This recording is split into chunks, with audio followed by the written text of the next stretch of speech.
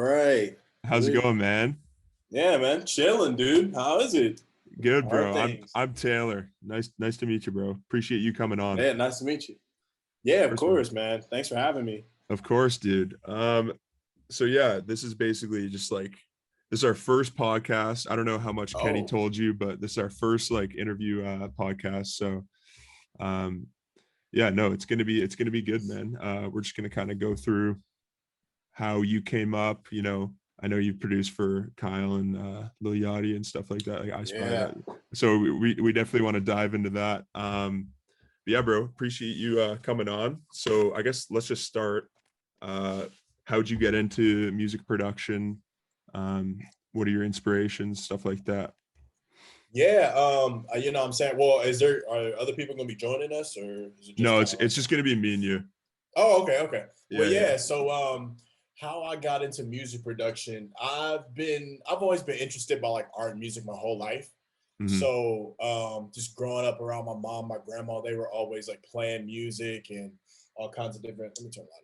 Playing music and all kinds of Nice. different stuff like that. So, I was just always involved in it. I was always around it. I was always just, doing all kinds of stuff involved with music. And then I kind of joined a band, like a little school band when I was in like fifth grade. Most people don't know this, but my first ever instrument I tried to pick up was a trumpet. Oh, Um, okay. I was and still am garbage at that, so I put it down and then switched over to the marimba. And from the marimba, I kind of learned how to do like a lot of basic theory with stuff. So I learned how to play different melodies and how to read music and read rhythms and stuff like that. Okay. Um, and then eventually I kind of really started getting into music production, just dabbling into it like late middle school, going into high school.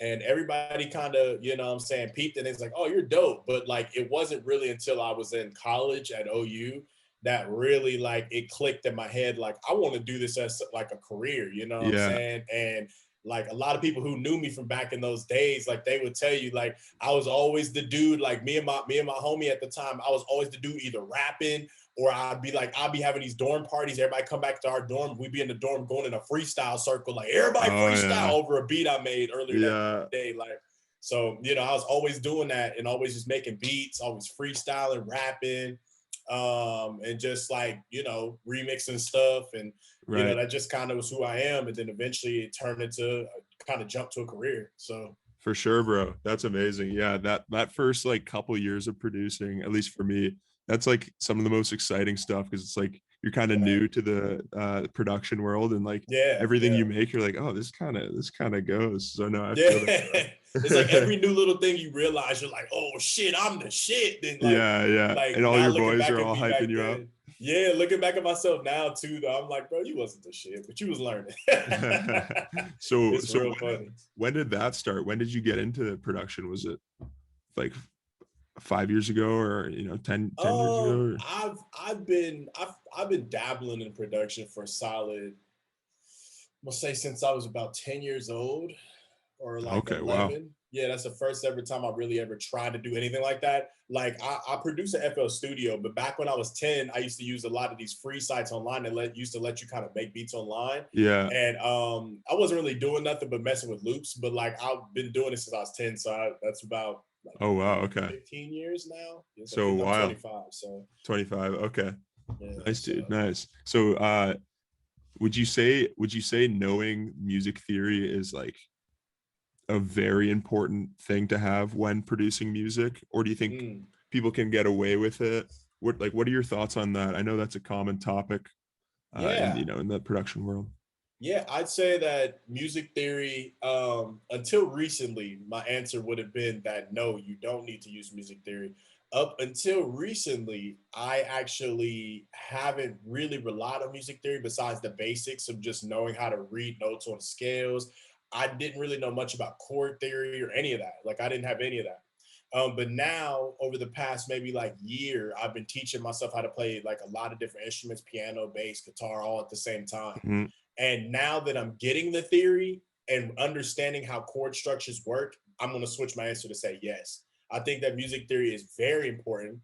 Now, what I will say is that um, I really have a firm philosophy and belief that it takes two different things to be able to really make music in any art in a good capacity. It's somewhat the theory, but more importantly than the theory, it's the soul.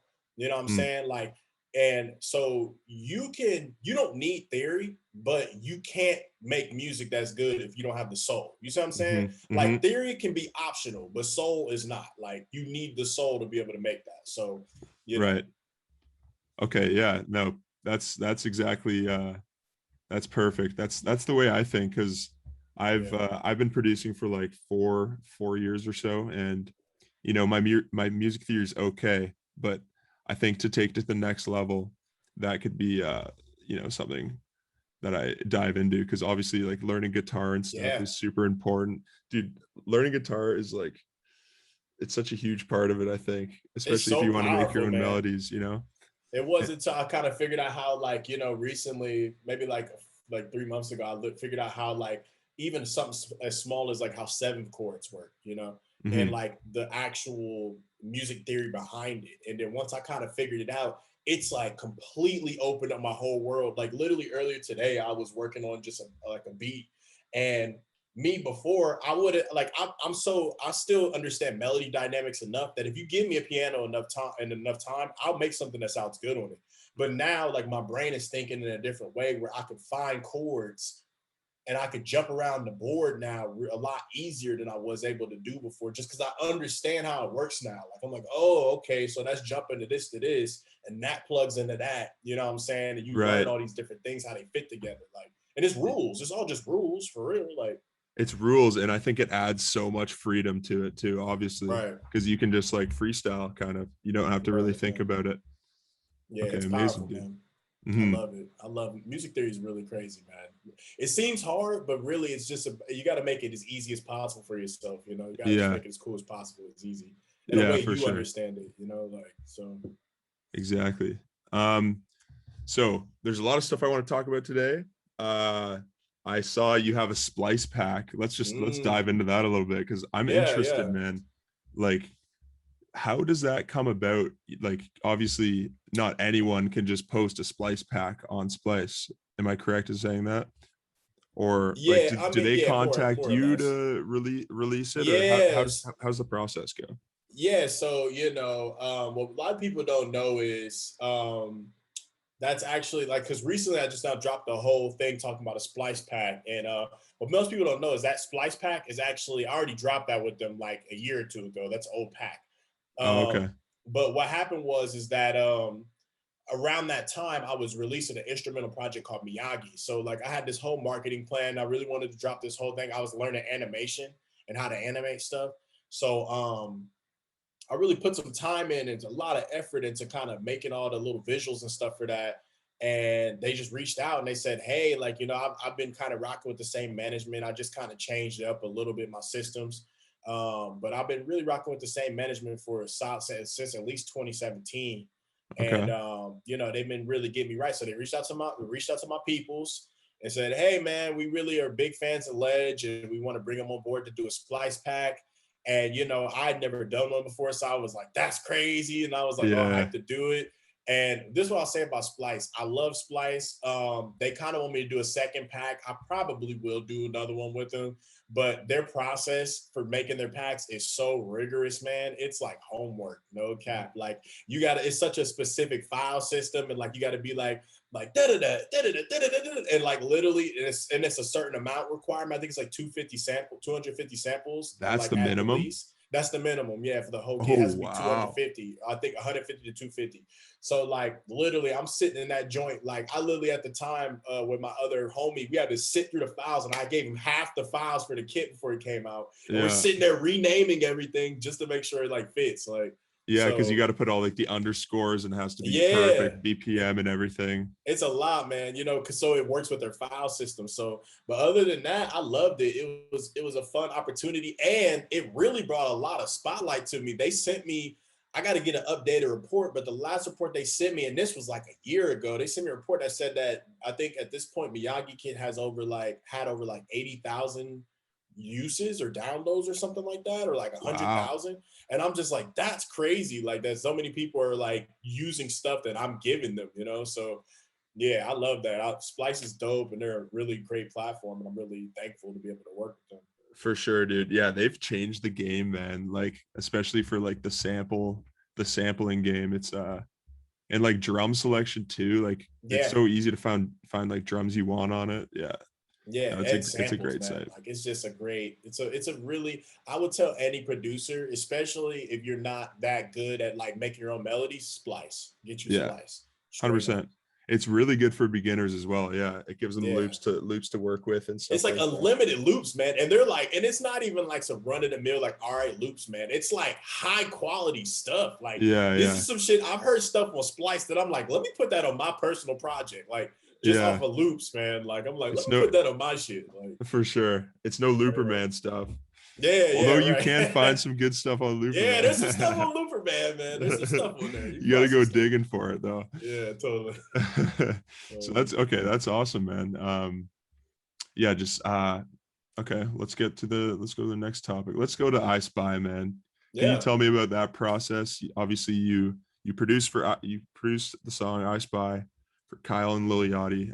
right. Yeah, tell me about the process. How'd that go? Yeah, so just like everything else that's happened with me with Splice, it all kind of happened for them reaching out to me.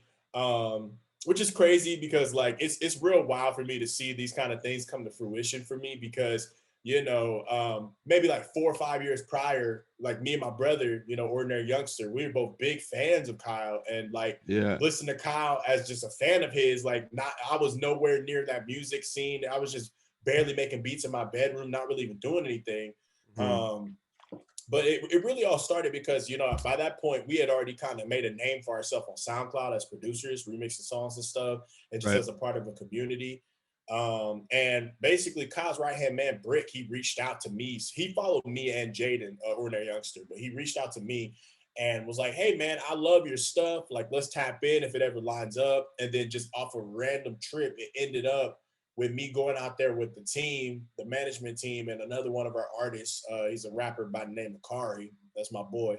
I don't Okay, know if yeah. You and him dropped a tape together too, right? yeah. That's Yeah, my I boy. was giving So that a listen. It's really yeah. dope, So bro. like, yeah, we're in the talks. We're in the talks about some other stuff, but for now, I'm trying to help him out with his album. We'll see what's happening with that. But yeah, he we kind of went out there for a trip for him because he was like having rounds of meetings with labels and like sitting down with Atlantic and doing all this and that. So we pulled out there, and then the first night, I hit Brick up, and I'm like, hey man, like, I'm out here. What's up? So he's like, yo, yeah, come through. So we come through to the super duper house.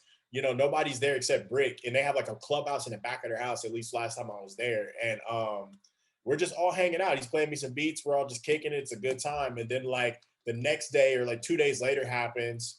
And like they had like the rest of the team had a more pressing, like more serious meeting to go to that I couldn't like tag along with. So they was like, hey, you go do something. We're gonna go do this meeting. So I was like, all right, bet.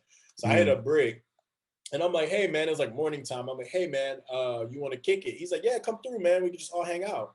So I like, I'll go get me some McDonald's breakfast, get my little pick me up, my little coffee. Yeah, And I yeah. slide over there, and I'll never forget this. We're literally chilling at this dude's house.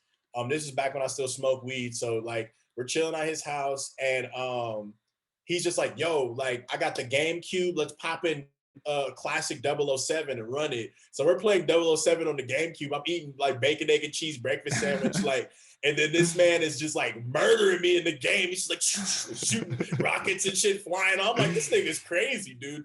And then he brings Zini in, we all smoking, and after a little bit, Zini brings the weed, we all smoke, and then he's like, he just stops, he looks at me, he's like, yo, he's like, while he's high, he's like, yo, you want to listen to some unreleased Kyle songs? And I'm like, hell yeah, man. Like, hell yeah, let me listen to some shit. So he starts Yeah. he starts throwing some shit on. And he just keeps going between different songs. And he's like, yeah, he's telling me about, he's like, yeah, he got a song with Father and he got all these different songs and this is crazy. Then he stops, he's like, you want to hear this song? I'm like, yeah. So he plays the song and it's like the beginnings of iSpy, what it sounds like. Mm-hmm. And he's just playing it, and it's like, that the piano melody, doo, doo, doo, that comes on, Yeah. and I'm just kind of like, okay, all right, and then he stops as he's playing it, and then like certain stuff happens, and he starts kind of like making a face, and he just kind of looks at me, and he makes a face again, like he just looks at me again, and he stops, and he pauses the music, and he's like, yo, like, do you think you could add like, you think you can make this better or add something to this? And I'm just like, and in my head, I'm like, oh shit. But it like inside, I'm just like, yeah, man. Yeah. Or just outside, I'm like, playing it cool. Man. Yeah, I'm like, yeah, man, I got you, bro. Just like lace it up. Let's get it. So that he immediately calls Kyle. Kyle answers the phone right then and there. He's like, hello. And I'm just like, yo, what's up? He's like, hey man, I got this dude right now. He's real fire. We're gonna bring him in the studio. He's gonna make that song crazy. He's like, bet man, bring him in, So then hang up. A few days later, it's like my last day in LA. And I'm like, fuck it. Let's go link up with Brick, whatever. I wasn't thinking much of it. I didn't even think we were going to the studio. He's like, yo, instead of coming here, come here instead. So we pull up to this other spot instead. It looked like a ghost town, or like it was like a homeless center or something. Then we went around in the back studio, and it was a giant studio inside of this random building. And I walk in the studio, and then Kyle swivels around and Chase like, hey man, what's up? And I'm just like, yo, what's up? And then like literally he just lets me sit down like with my FL Studio, and like boom, like literally 15 minutes I did the drums for iSpy. And this nigga got us some slushies. We was drinking slushies with Bacardi in them and just chilling. Yeah, and that was the night, man. And then 6-7 months later, I just wake up from a nap to Instagram, get tagged, and it's like, bloop, Kyle's tagged you in the post. iSpy feature Lil Yachty out now, produced by Lege Kale. And I'm just like, bro. And ever since then, it changed. Like everything's changed, man. Absolutely. So what was going through your mind when you first saw that post? I didn't believe it. I'm not even gonna beat you. I like when I first seen it. You know how like on Instagram you'll get tagged in something, but sometimes when it's a celebrity, it'll just say like, "Hey, this is a celebrity. Check out what they're talking about." So at first I misread it, and I thought I was half asleep. So I read it, and I was like, "Oh, it's just telling me to check out some new stuff from Kyle." But then I looked at it again, and it's like, "You got tagged in this," and I'm like, "Whoa, hold up!" So I click it. And it's like, iSpy, and I'm listening to, I'm like, bro, they put my drums in this mug. Like, and I was just blown away, man. I was like, from that point, first thing I did is hit my mom, like, hey, like, I just produced for Lil Yachty. Like, I got a song with Yachty now. That's crazy. Like, that's amazing, man. That's amazing. Yeah. So like what you said, the Brick played the song for you. Was there like different drums on it? Was it just the melody with the vocals? It was like the melody was the same. It had slightly different drums on it. Well, not even slightly. It just had different drums on it. I think that he just didn't like how sometimes with songs like there's just the way that everything comes together. It doesn't really all the way sound what people want it to sound, So like the drums were definitely different from the other producer who I co-produced it with. I think he goes by Nas. Nas, yeah. Nas, yeah. Yeah, he used to go by AOAO when we made that, but now he goes by Nas. But yeah, so Nas did some different drums on it, and they just brought me in, and I made like this crazy thing. And what people don't know is that actually I have a super, super secret version of iSpy, like deep on my private SoundCloud. That's the first version I actually did from that night, with my actual drums mixed how I mixed them in the studio. And if you listen to that version, the drums actually like, they sound like some Lege Kale drums, like they knock. Yeah. They've got that bounce. When they got them, they kind of took them and like popified them, brought them down, made them very like a lot quieter and they hit a lot less. So gotcha. Still dropping at parties sometimes though if I'm DJing. Yeah, nice. You gotta give yourself the clout. Is it still on SoundCloud? I mean, it's not public on SoundCloud because like lots of labels and like red tape and stuff. But I got a private link to it. Okay, nice. Somewhere in the deep bowels of my SoundCloud, I got like 700 tracks private on my SoundCloud. Yeah, for sure. But that's awesome, man. So you were in the studio with Kyle. Was Yachty? Did Yachty pull up, or was it just... he wasn't. The way that they got Yachty on it was super like fragmented and interesting. So like from how Kyle explained it to me, Yachty had reached out to Kyle and they had just been talking, and they were actually kind of weird towards me about even letting me like work with the Yachty stuff, because like what happened was I told them like, hey, send me the vocals for Kyle so I can just do it, and they were real hesitant about sending me the vocals. And then I was like, yo, send me the stuff for Yachty, and they were like, oh, we're still waiting for the Yachty to get the verse back. So we're like, okay. So I sent them the beat and the drums, and then it kind of all came together with Yachty just hopping on there after the fact, like, you know what I'm saying, and doing some stuff. So, mad crazy, but yeah, it was kind of weird how it all came together. Very fragmented. Yeah, I feel like that's a common case where like you never know if it's going to drop, and then randomly 6 months later you just see it and it's dropping. Like, did you have Exactly. any, did they tell you it was going to drop, or like maybe they were thinking of it? Kind of here and there. Like it literally was like maybe like that first 1 point. Then like 2 months passed, and I had a little bit of conversation with the producer.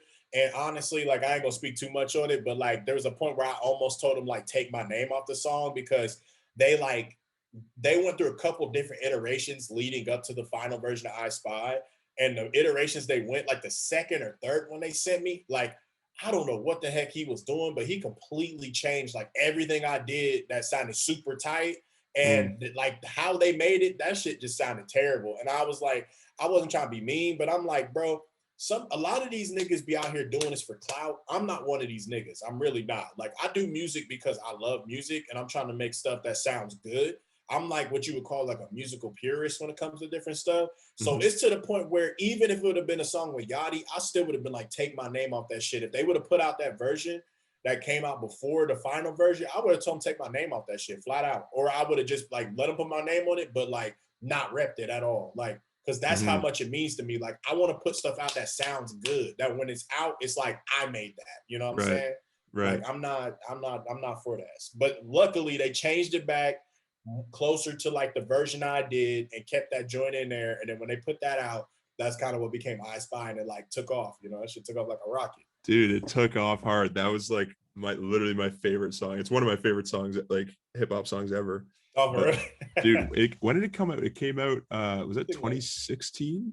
Yeah, either that or 2017. I think it's 2017. Yeah, dude, that summer when it came out, that's like all everyone is listening to, bro. Man, it was like you should have seen how it felt for me. Like it made me a celebrity in my hometown. Like I will never forget this. I was on a date with this girl back in my hometown in Ohio.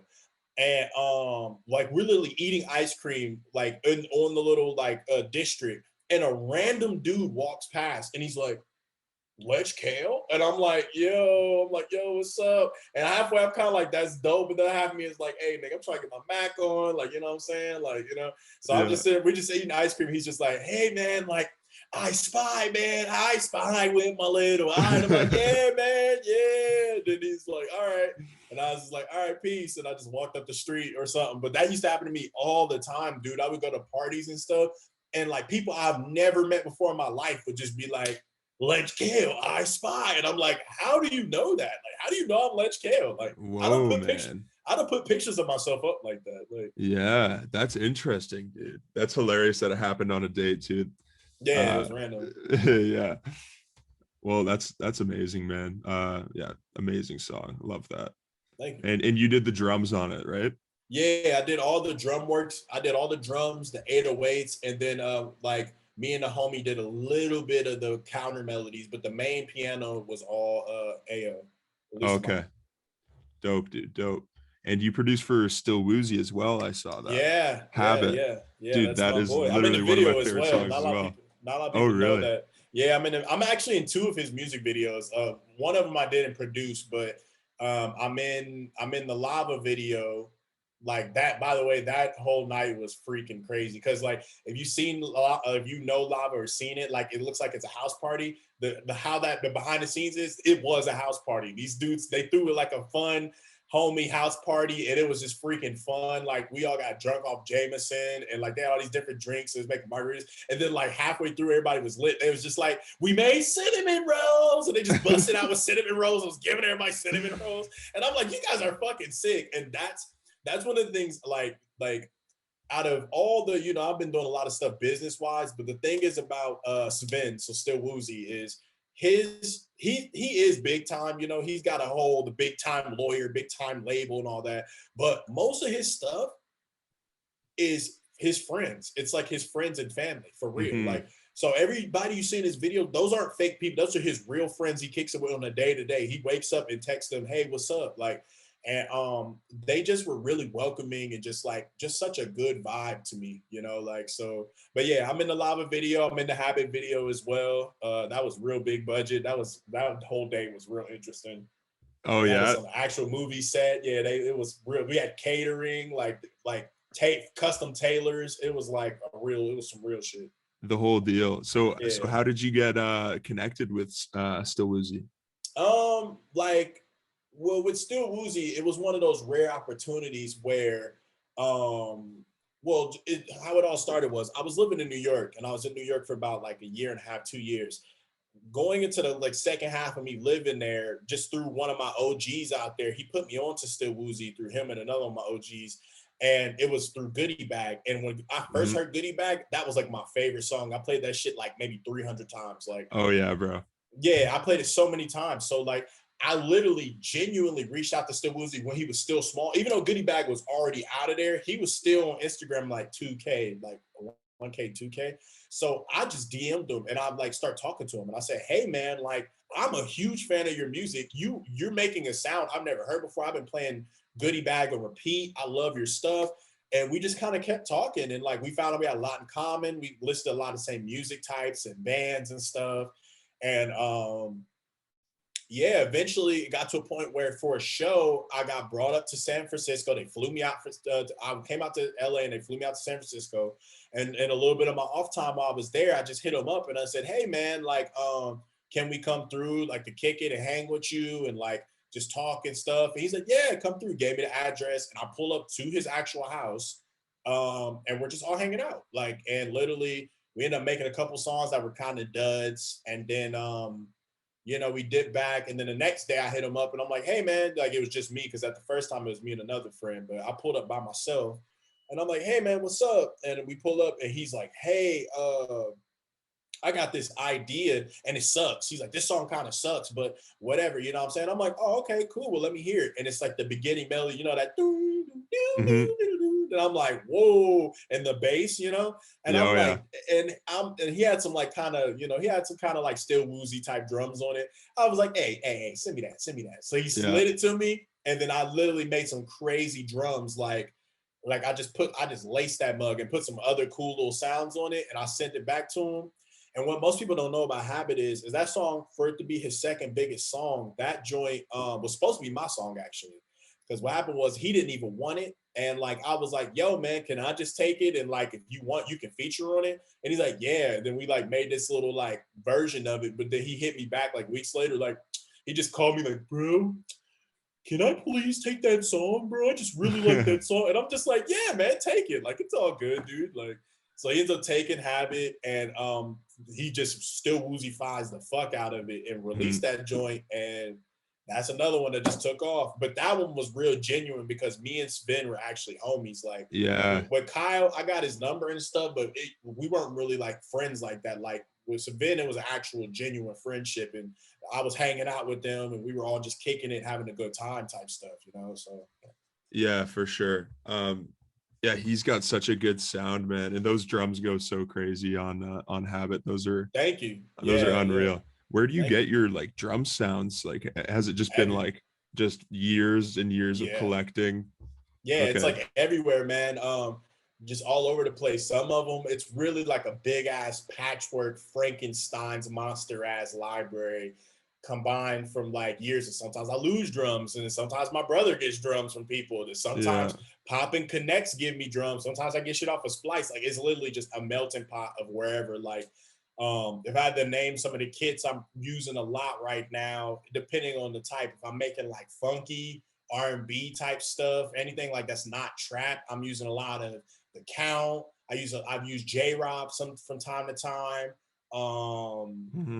Some of the more percussive sounds from Decap. I'm trying to think of some of the other stuff I've been using. I've been using a lot of the Count stuff ever since he really started doing them kits, like, you know, and that's my boy. So you know, like, yeah, but there's a lot of different stuff that's kind of all going on with that. And then if it's trap, always, all day, top 3 is Graves, Wonder Girl, Dillip. Any kits from Dillip is like that's a gold nugget if you try to make trap. That's a gem right there. Yeah, and even some J-Rob. Some of J-Rob's got some nice trap sounds in his kits too. So are those on Splice or just like the kits that they sell just online? I think some of them are. A lot of J-Robs. I don't think J-Rob ever did an official release with Splice, as far as I know. Oh, okay. Dope, dude. So let's get into like the production a little bit. Like what are your inspirations lately for making music? Because you've got such a specific kind of sound. Yeah, I'm Man. just curious to see like how that came about. Yeah, I'd say honestly, lately I've been all over the place kind of with my music. I think for real lately, I've been taking a step back from music just a bit because we just me and the team just got done doing a whole trip out to LA, and we were out there for like a week, literally like 3 weeks ago, 2 weeks ago. And we were working in studios like every day, all day in studios for like 7, 8 days straight, or maybe like 10 days straight. It was like a long ass time. So Mm-hmm. like we're kind of all just chilling. But lately it's just been, I think one of the biggest things that always gets me is inspiration. Inspiration can come to me in so many different forms. But what most people don't know is because I don't like people only hear what I've released, they don't hear all the unreleased stuff.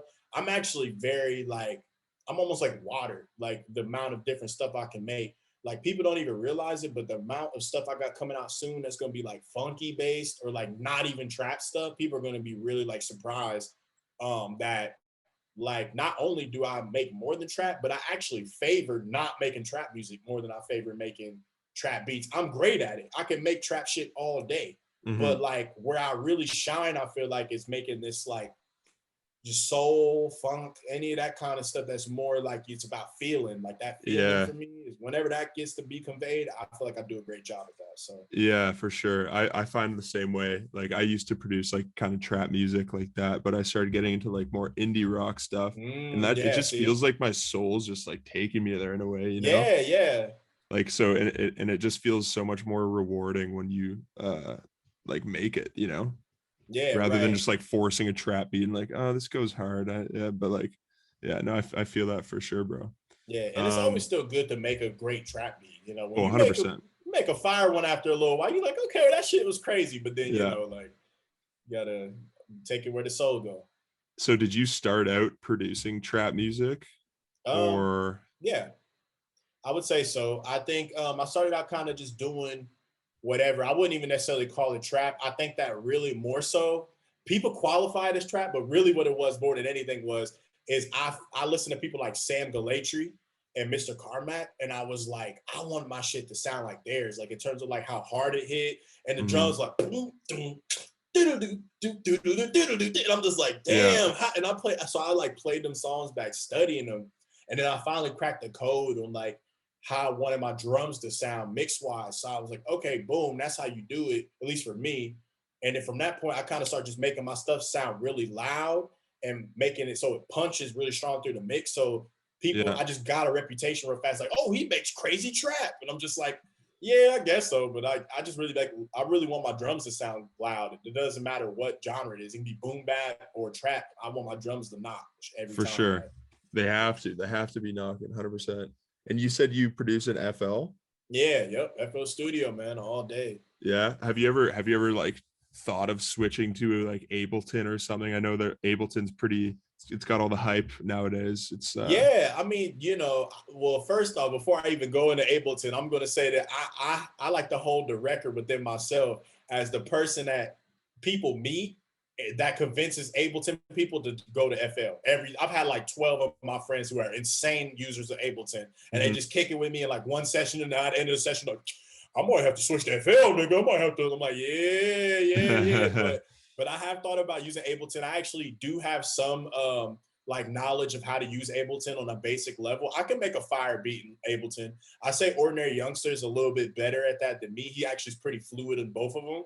Right. But yeah, I know how to use Ableton. I know how to use Logic. I kind of like baby steps not to use Reason, but I'm really trash at it. I wouldn't rely on you for that. Yeah. Yeah. Reason's kind of like fallen off big time, Yeah, I know especially in some the new people producer who world. using Reason do some crazy stuff though. Like Chromanichi, he's all in Reason, and his shit is really tight. Like, Oh, okay. yeah, he's tight. And Mr. Carmack, not a lot of people know about Mr. Carmack, but his earlier days, he was using Reason a lot as well before he went to Ableton. Really? Okay. Interesting. Yeah, it was really Um, crazy. so what VSTs have you been using lately? Um, Or do you do like more live stuff? a little bit of both. You know what I'm saying? You can't really see it, but I literally have live instruments all around me right now. I have like my hi hat, my bass, guitar over there. My bass is on my bed. Like I have everything all around me. So I definitely use a combination of both. I think right now, one of the ones that I'll shout out for the free, a little nugget for any aspiring producer who ain't trying to pay a bunch of money, get Labs. It's called Labs, Mm, Labs. It's a free plugin, has some of the most realistic sounds for cheap I've ever heard. mm-hmm. I regularly use the piano in it to just practice piano when I'm trying to teach myself new chords. It's just a great free asset that anybody can use, and it's easy to get, and like as long as you got the storage you can grab it. So Labs is fire. I recently got Omnisphere, Keyscape, and Trillion, so that's That's kind a of been lot. real, yeah, that's been real big for me using that. That shit's Nice. been opening up a lot of doorways, you know what I'm saying? And then as far as effects plugins, I use a lot of Waves. Always got to shout out that Sound Toys. Yeah. And I've been slowly dabbling with a little bit of Isotope, but I don't really like using Isotope like that. I don't really. Mm-hmm. I use it for more like triggering and doing like resampling type stuff than I do for anything else, like mixing and stuff like that. For sure. Okay. Yeah, dope. Yeah, I use like isotope for like the mastering stuff. I think it's Mm. pretty good. But um yeah, let's move on. Sorry, I'm just reading off questions. If you see me looking up, I've just got a couple questions No, you're good. No I worries. just got written down. But yeah, so what advice would you give to someone starting out music production? Would you say go to theory? Would you say find a sound, find an artist you really like and try to go make stuff that they, in their realm? Yeah, I'd say that both of those are not bad advice for just starting. But my number one thing I tell people of all time, like every time I've done workshops or I've sat down, like recently, we actually had a very rare and very fun opportunity to speak as a crew for Mount Vernon. I'll go into what that is in a little bit. Yeah, for sure. At Columbia University in Chicago. So we got to speak to a whole class of students over Zoom, and they were all asking me all these questions, and they're just like, well, how do you do this? And like, how does the industry work, and etc. And I kind of told them, they were like, one of the kids asked me, he was just like, hey man, like, what kind of advice would you have for a starting person? And I told him, I said, hey, like all those things are good things, but the first thing I asked him is like, why did you come to the music industry? Why did you come to music? And then he was like, oh, because I love to do music. Okay.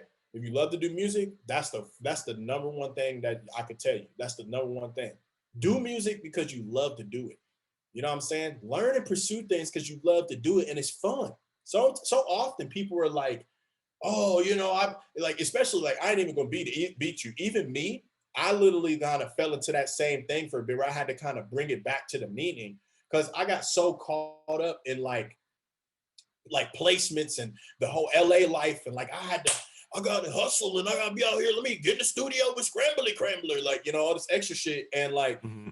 the whole time I'm like, bro, what happened to me doing music because I love music? You know what I'm saying? Like, what happened to me doing it because I got in the studio with people I love? Like, you know what I'm saying? Like the old me where I would have got in the studio with like Sam Galatry and I'm just like, not because he's clouded, but because he's Sam Galatry and he's fucking talented. Like, you Yeah. know what I'm saying? Like, so I'll tell people like, pursue things that you actually like. You know what I'm saying? Like, don't get, like, there's a lot of niggas in music just go, oh, it just pay my bills. So I figured I could just rap. Like, nah, nigga, get in music because you actually like music or go do something else. Like, Yeah. you know what I'm saying? So that's what I'll tell people is pursue music and arts and pursue things that you want. Like learn about stuff you want. You know what I'm saying?